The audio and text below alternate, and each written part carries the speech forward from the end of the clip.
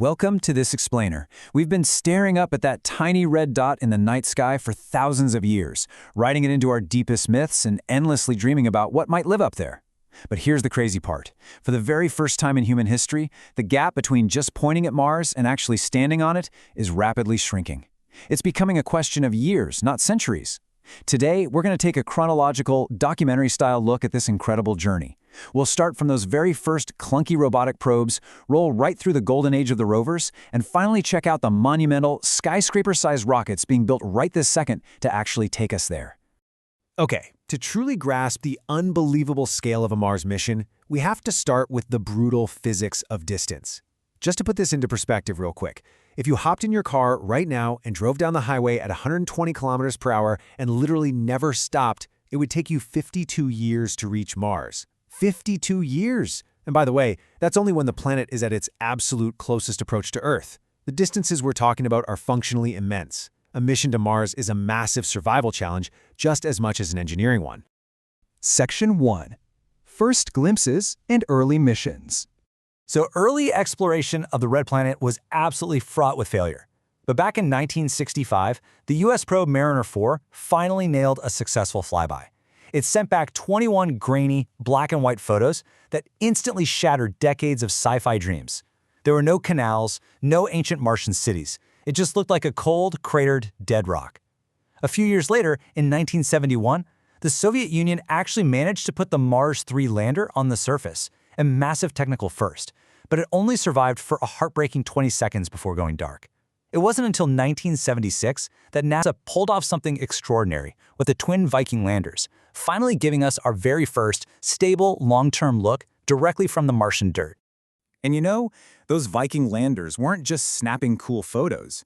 They actually carried these complex biology packages to test the soil for microscopic life. But the results? Well, they turned out to be super ambiguous.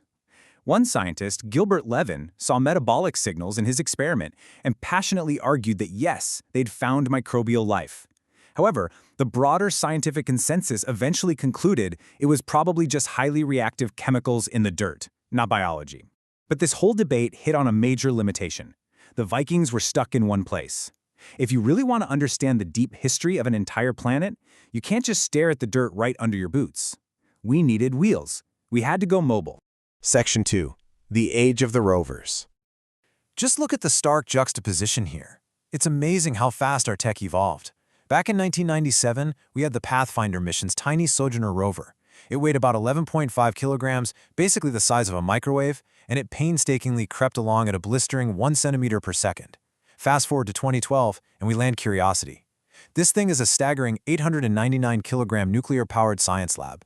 Curiosity was an absolute game-changer. It definitively confirmed that ancient Mars had liquid water and organic molecules.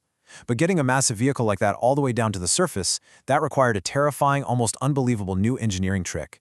You see, Mars's atmosphere sits in this precise zone of misery for aerospace engineers. It's thick enough that your spacecraft will burn to a crisp if you hit it at thousands of miles an hour, but at just 0.6% of Earth's pressure, it's way too thin to just use parachutes for something as heavy as Curiosity.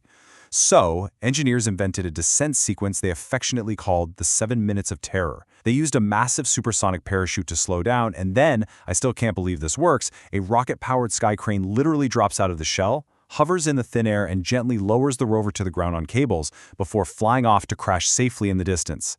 Fast forward again to 2021, and the Perseverance rover arrives. Percy didn't just look for signs of ancient life. It actually brought the survival tech we humans are going to need.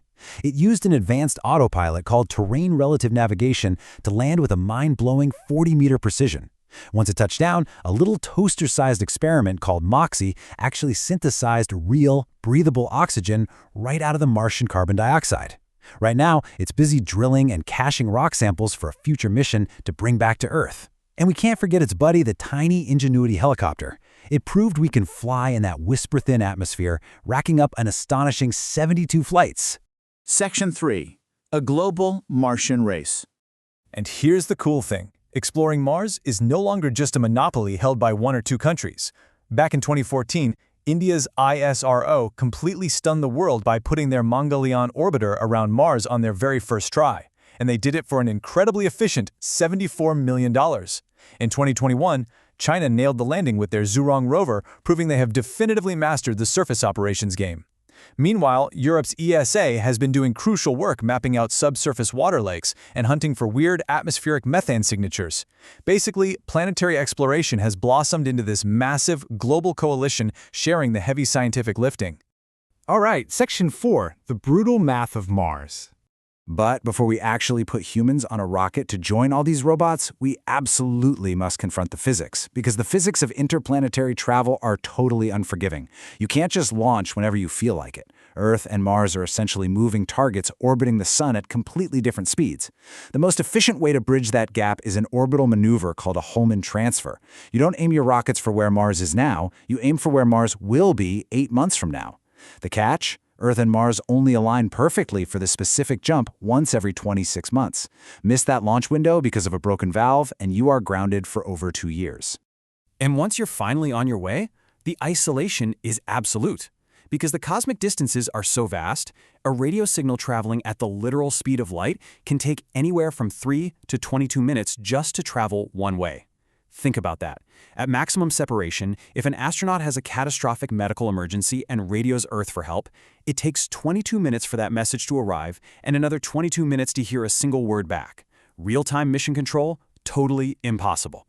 The crew is going to have to be completely autonomous to survive. Then we hit what engineers call the tyranny of the rocket equation, and it is genuinely, philosophically cruel. If you want to carry heavy cargo to Mars, you obviously need fuel to push it. But guess what? That fuel has its own weight, which means you need to add more fuel just to lift the fuel you just added.